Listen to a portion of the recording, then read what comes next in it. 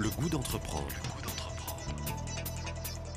Une émission proposée par Doris Pradal en partenariat avec la Caisse d'épargne, la Banque des entreprises et des professionnels de Midi-Pyrénées.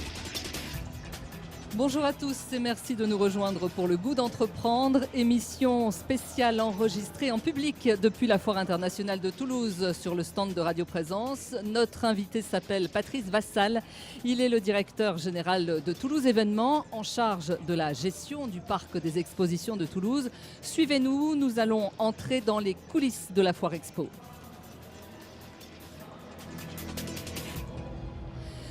La Foire internationale de Toulouse, 84e édition. C'est la plus grande manifestation de Toulouse et de toute la région. Vous allez nous le confirmer, Patrice Vassal. Elle a lieu chaque année au mois d'avril et elle fait déplacer plus de 100 000 visiteurs. Bonjour Patrice Vassal. Bonjour. Merci d'être avec nous, de nous rejoindre sur le stand de Radio Présence pendant la Foire internationale de Toulouse. Alors on imagine que vous êtes très occupé en ce moment. Vous devez avoir pas mal de détails à régler. Oui, alors les réglages ont été faits hier soir et cette nuit. Donc nous avons ouvert la foire samedi matin et depuis samedi, la foire tourne et les réglages sont faits. Donc tout est prêt pour accueillir le public. Vous espérez combien de personnes cette année ? Alors depuis une dizaine d'années, la foire accueille entre 100 et 120 000 visiteurs en fonction des années. C'est lié tout simplement, le temps joue beaucoup sur la venue des visiteurs. Et c'est vrai qu'on accueille généralement ce volume de monde sur les 10 jours de la foire.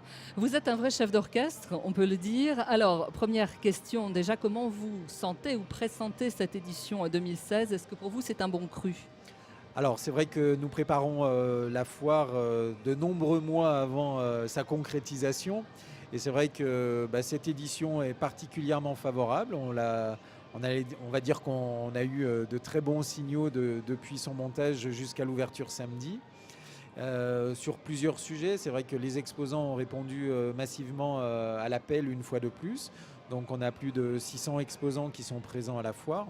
Ce sont 600 entreprises qui viennent présenter leurs produits et qui investissent et croient dans la foire. Puisque quand ils viennent à la foire, ils viennent pour travailler commercialement. C'est avant tout un événement économique, mais ils viennent sur un événement économique spécial puisqu'on crée une atmosphère et on a un climat d'affaires et de convivialité qu'on ne trouve nulle part ailleurs. Donc, si vous voulez, la foire 2016, pour nous, s'annonce comme un bon cru parce que la convivialité est là. Nous avons retravaillé l'intégralité de l'espace où sont regroupées les activités de restauration.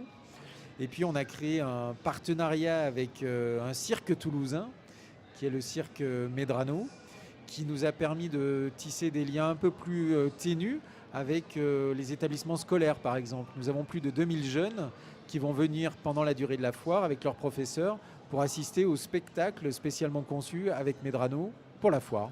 Alors vous êtes le directeur de GL Événements, société qui est une filiale de GL Events. Quel est le lien entre les deux ? Est-ce que vous pouvez nous expliquer les missions de chacune ? Bien sûr, donc GL Events est un groupe basé à Lyon qui a un rayonnement international. Spécialisé donc dans l'événementiel, dans la gestion, l'organisation de salons, de congrès. Exactement, la gestion de parcs expo, de centres de congrès et l'organisation de salons, de congrès et de foires. Et donc à Toulouse, la société Toulouse Événements dont j'ai la responsabilité est une filiale à 100% de ce groupe. La Foire Expo, c'est une ville, une vraie ville en fait.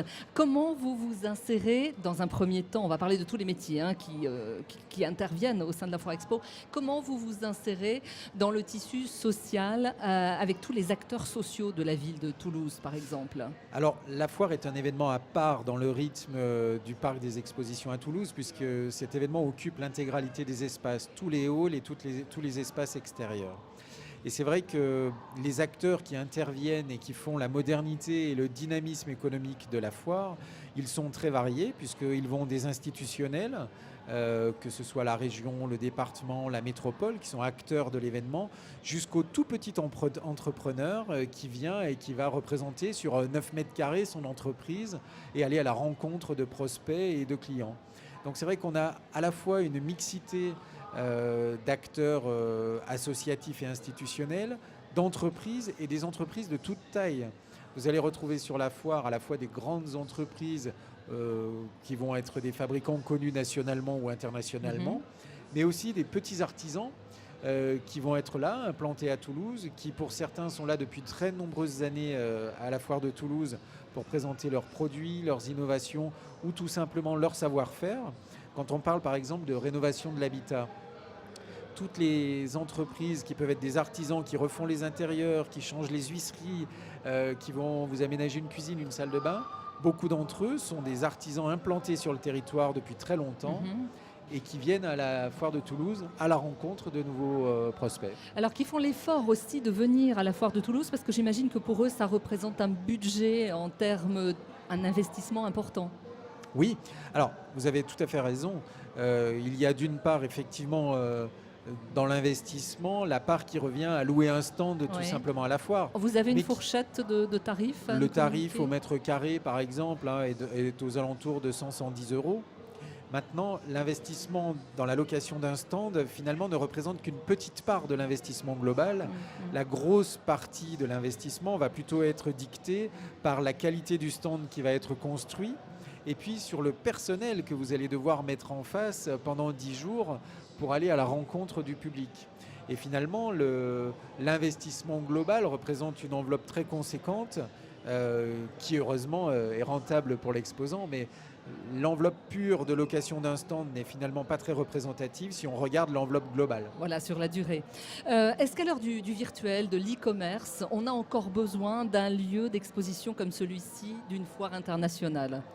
Alors ça, c'est une grande question. Simplement, on assiste aujourd'hui à une déferlante, j'allais dire, de la communication connectée, de Facebook, de Twitter, c'est-à-dire de tout le monde digital. Et pourtant, dans le même temps, on voit bien que le besoin de rencontres est croissant également. Vous avez tous entendu parler des apéros Facebook où on lance une invitation sur Facebook et on se retrouve physiquement. Voilà. Et bien, c'est un peu la même chose sur la foire.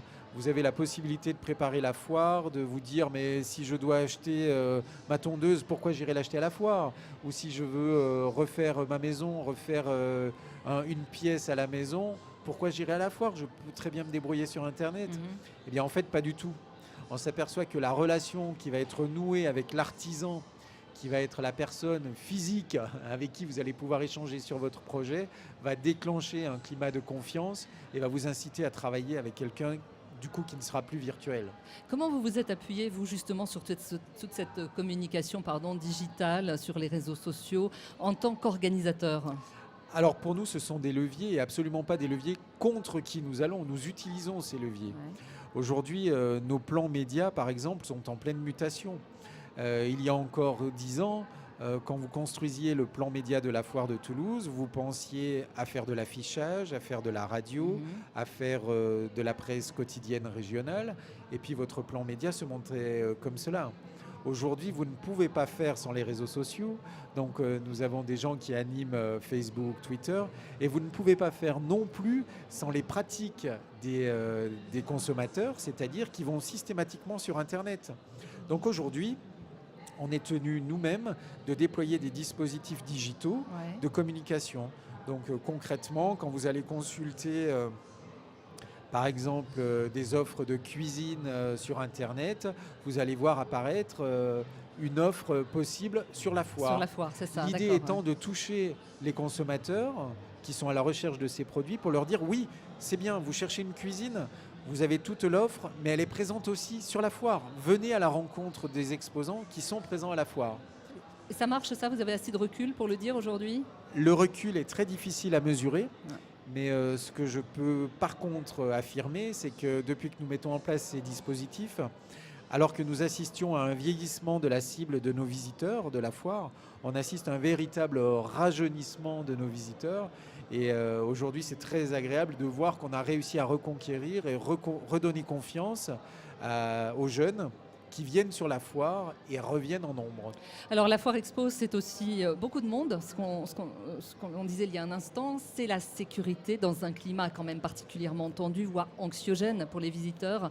Qu'est-ce que vous avez mis de particulier en place cette année? Et est-ce que, peut-être première question, à un moment vous vous êtes posé justement cette question en disant la Foire Expo, on maintient, on annule? Alors la question d'annuler ne s'est pas posée. En revanche, bien sûr, nous posons beaucoup de questions depuis les attentats de novembre, mais aussi depuis la mise en place du plan Vigipirate qui est un peu plus ancienne. Ce qui fait que ça nous a amené effectivement à repenser tous nos dispositifs de sécurité, parce qu'il y a la sécurité visible, celle finalement quand on accueille les visiteurs. Donc pour l'accueil des visiteurs, nous avons des contrôleurs et nous avons surtout des agents qui sont là pour vérifier les sacs que les gens, avec lesquels les gens viennent. Donc il y a un premier dispositif qui concerne vraiment l'accessibilité visiteur. Et puis vous avez toute la partie qui se voit moins, qui est la partie des exposants. Donc tout l'accès qui est proposé par les accès non visiteurs. Ces accès-là ont été renforcés et sont contrôlés également, alors qu'ils l'étaient beaucoup moins par le passé. Où en sommes-nous du futur parc des expositions? Est-ce que c'est quelque chose que vous attendez avec grande impatience? Avec très grande impatience. 2020, on l'annonce pour 2020, c'est ça? C'est bien cela. Donc Jean-Luc Moudinque, président de Toulouse Métropole, a confirmé fin 2015 la construction du parc des expositions. Les premiers appels d'offres ont été lancés en février 2016, ce qui signifie qu'on n'est plus sur un projet, on est quelque chose de concret qui est en train de se faire. Et l'ouverture est programmée pour 2020, effectivement, sur la commune d'Aussonne, à proximité de l'aéroport. C'est un chantier énorme, hein, l'équivalent de la taille de l'usine Lagardère de la 380. Tout à fait. Et ça va mobiliser beaucoup de monde, des fonds importants, combien d'investissements? Alors, c'est un investissement global d'à peu près 400 millions d'euros en TTC, qui est lié à la fois, bien sûr, à la construction du parc des expositions et de ses annexes, le parking, les esplanades, etc., mais qui comprend également toutes les voies d'accès qui permettront de revoir complètement ce quartier, puisqu'il va être vraiment complètement métamorphosé. Et voilà, il y aura de nouvelles accessibilités qui sont créées, de nouveaux axes routiers pour permettre d'offrir une ouverture sur ce nouveau parc des expositions. Des atouts, un bonus pour la nouvelle grande région. On va en parler dans un petit instant. Vous restez avec nous, Monsieur Vassal, à tout de suite.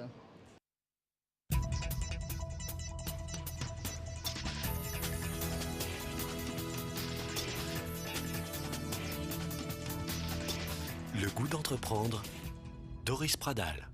Et seconde partie de cette émission enregistrée en public depuis la Foire internationale de Toulouse avec notre invité Patrice Vassal, le directeur général de GL Événements, GL Events, un de nos référents éthiques exceptionnellement aujourd'hui avec nous pour le goût d'entreprendre. Bonjour Laurent Dominici. Bonjour Doris, bonjour Monsieur Vassal. Vous êtes le directeur de Radio Présence et donc vous avez des questions, on va dire d'ordre éthique à poser à notre invité. Laurent, première question. Alors je voulais échanger avec vous sur un point. Vous savez, j'ai l'impression que de manière générale, le commerce n'a pas très bonne presse. C'est peut-être d'ailleurs une évidence de le dire. Et j'avais envie de vous poser la question, c'est aussi vous comme patron de cette entité-là, la Foire de Toulouse, quel est selon vous le service que vous rendez? Parce qu'on se dit souvent que le commerce, c'est des gens qui font du business, qui gagnent de l'argent un peu sur le dos des autres. Mais en fait, profondément, est-ce que vous avez l'impression de rendre un service? Et si oui, lequel?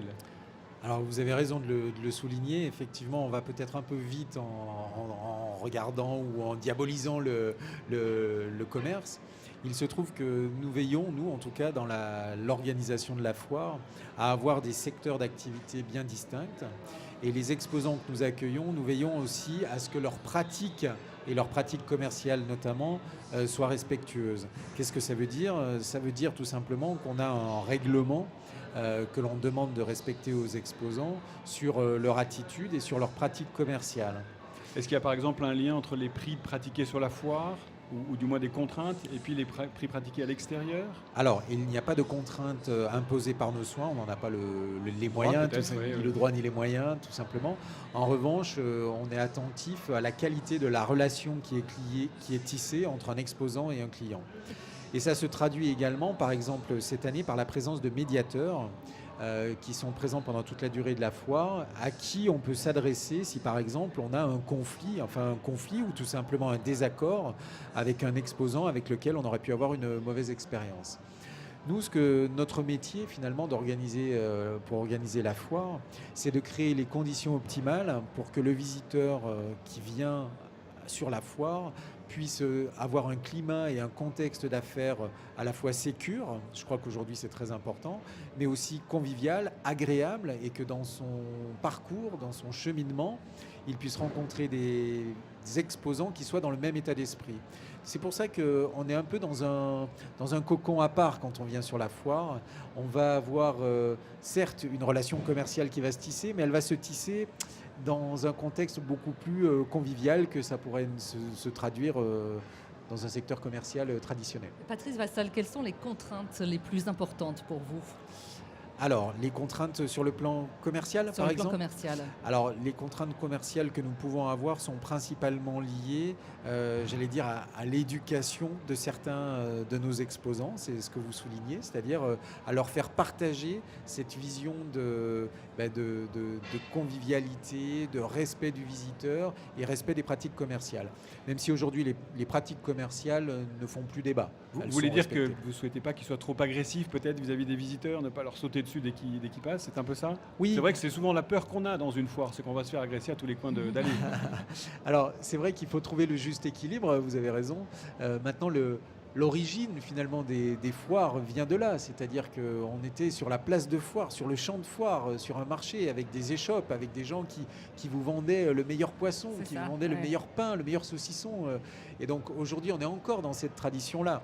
Il ne faut simplement pas que ça se transforme effectivement en agressivité, mais on vient à la foire aussi pour se faire entendre dire « regardez comme mes produits sont beaux ».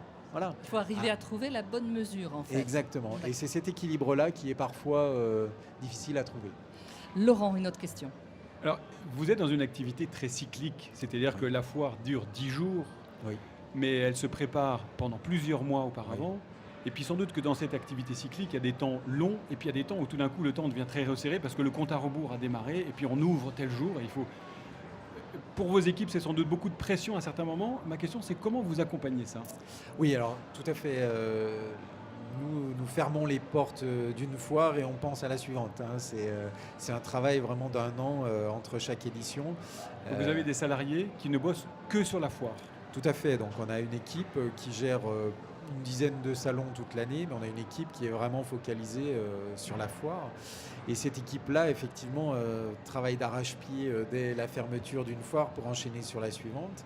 Donc on a à la fois un temps de commercialisation et de préparation qui est assez long, qui dure plusieurs mois. Mais à partir du mois de septembre, là on commence vraiment à remplir, je dirais, les espaces de la foire, étant entendu qu'on a une grosse fidélité de nos exposants. On a à peu près 80% des exposants qui reviennent d'une année sur l'autre. Donc le taux de renouvellement n'est finalement que, entre guillemets, que de 20%, ce qui signifie que quand on commence une édition de la foire, on a une bonne partie de son implantation qui est possible de réaliser assez rapidement.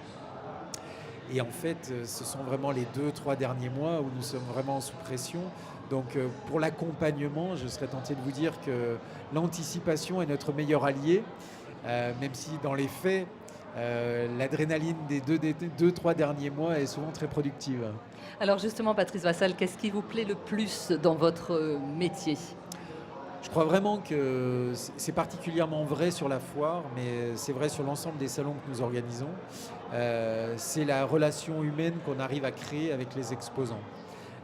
Aujourd'hui, quand vous savez que certains de nos exposants sont là depuis 47 ans, par exemple, et n'ont pas été absents une seule édition en 47 ans. Vous n'êtes pas là depuis 47 ans. Je ne suis pas là depuis 47 ans. Je suis là personnellement depuis 8 ans. Et c'est vrai que ce sont des exposants qui traînent et qui apportent avec eux une histoire et une richesse à la foire incroyable. Dans le hall des produits de restauration et de gastronomie, nous avons des exposants qui ont leur propre clientèle de la foire, à l'intérieur de la foire. C'est-à-dire que ce sont des gens qui viennent les voir eux spécifiquement parce qu'ils sont là depuis 20-30 ans. Laurent Dominici, notre question. Alors une foire, c'est aussi beaucoup de gadgets, beaucoup de cadeaux, beaucoup de visuels, beaucoup de papier, beaucoup de... Comment vous voyez, comment déjà vous-même, dans le périmètre qui est le vôtre, et puis comment vous voyez chez les exposants la prise en compte du respect de l'environnement au fil des années? Vous êtes là depuis 8 ans, la foire depuis beaucoup plus. Est-ce que vous voyez quelque chose, les choses changent ou pas? Les choses changent. les choses changent. En tant qu'organisateur de la foire, nous, les choses ont changé pour nous. À commencer par les dizaines de milliers de mètres carrés de moquettes que nous utilisons. Oui. Ces moquettes, aujourd'hui, sont des moquettes recyclables recyclées. Ça a été une mutation énorme pour nous parce que c'est un coût supplémentaire. Mais vu l'impact de notre activité sur l'environnement uniquement sur ce produit, on ne pouvait pas le laisser en l'état. Les procédés d'éclairage changent. On a toute une série de nos stands qui sont éclairés maintenant à LED pour avoir des consommations beaucoup plus inférieures. Le tri sélectif des déchets du public a été mis en place il y a peut-être 5-6 ans maintenant. Ça fonctionne, ça? Ah oui, ça fonctionne. Oui, Oui. pas trop Oui. difficile à mettre en œuvre. Non, c'est pas difficile dans le sens où le public est maintenant éduqué puisqu'il pratique souvent le tri sélectif lui-même chez lui. Donc quand vous mettez des poubelles avec trois bacs différents, bon, le visiteur l'intègre aujourd'hui. Je dis pas que c'était vrai dès le départ de la mise en place où on faisait un retri derrière, mais les choses évoluent favorablement aussi. Et puis concernant nos exposants, eux-mêmes sont contraints par la législation. Je crois que vous allez recevoir la représentante de la Chambre régionale de l'ameublement. Typiquement, le secteur du meuble s'est vu contraint de recycler les meubles qu'ils reprennent. Donc les filières se mettent vraiment en place. Donc le développement durable et l'environnement est une donnée qui fait maintenant partie de notre activité et dont on ne peut pas se séparer.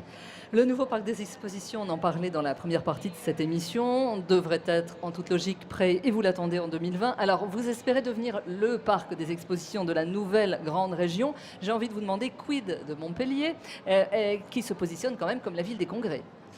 Oui, alors Montpellier est une métropole très dynamique. Vous allez être en concurrence ? Oui, vraisemblablement, comme nous le sommes déjà aujourd'hui. J'allais dire demain, nous aurons un équipement de premier rang, un parc des expositions qui sera capable d'accueillir de grands congrès et de grandes conventions. Donc évidemment, on se trouvera d'autant plus en concurrence, mais je serais tenté de dire avec Montpellier comme avec la plupart des métropoles européennes qui se positionnent sur les congrès. Donc pour nous, c'est simplement une aubaine. C'est une aubaine et quel est le message que vous pourriez faire passer, j'ai envie de dire, au national et à l'international aussi, puisqu'on sait que vous allez attirer une clientèle business internationale? Alors, sur le plan national ou international, la reconnaissance de Toulouse et de la métropole toulousaine en tant que vivier scientifique, vivier de recherche et vivier sur tout le secteur médical est incontestable. Elle est déjà reconnue. Aujourd'hui, le manque d'événements, j'allais dire, est plus lié au manque d'infrastructures adaptées que nous allons combler avec ce futur parc des expositions. Donc le message qu'on peut envoyer, c'est celui qu'on envoie déjà, puisque ces événements se préparent plusieurs années en amont. C'est de dire, voilà, Toulouse Métropole est en mesure aujourd'hui de vous accueillir. Nous avons le tissu scientifique, médical et de recherche qui est déjà présent et nous avons maintenant les infrastructures pour vous accueillir dans de bonnes conditions. Laurent Dominici. Le slogan de cette année de la Foire de Toulouse est « On s'y retrouve ». Vous avez parlé dans la première partie du besoin de rencontre. Est-ce que vraiment, il y a du bruit à la Foire de Toulouse, il y a beaucoup d'agitation, il y a beaucoup de monde. Est-ce que c'est vraiment un lieu où on se rencontre? Alors, je crois que ce slogan est arrivé de manière réfléchie, vous l'imaginez bien. Et en fait, on s'y retrouve pourquoi ? La foire, on s'y retrouve, et c'est particulièrement vrai quand on voit les Toulousains et les Midi-Pyrénéens et Languedociens, peut-être demain, qui se retrouvent sur la foire pour tout simplement passer un moment de convivialité. Et beaucoup viennent déjeuner sur l'esplanade restauration et viennent en groupe. Quand je dis en groupe, c'est entre amis, c'est en famille. On a finalement très peu de visiteurs qui viennent seuls. Donc on part à la foire et on reste à la foire. Donc au-delà, on y passe la journée parfois d'ailleurs. Ah oui, certains restent la journée, oui, tout à fait. Au-delà de faire une déambulation à vocation commerciale, on a aussi de la découverte. Je veux dire, quand on croise Radio Présence, quand on croise des radios, des médias, quand on croise des institutions, il n'y a pas de relation commerciale qui s'établit. Simplement, on découvre ce qui se passe sur son territoire. On découvre, on voit en vrai. Vous êtes le média par excellence qui est révélateur. C'est-à-dire que vous sortez, Radio Présence sort à la rencontre de son public. Sort de ses murs, oui, c'est vrai. Et cette rencontre-là, c'est le meilleur outil que vous puissiez avoir pour connaître les gens que vous avez en face de vous.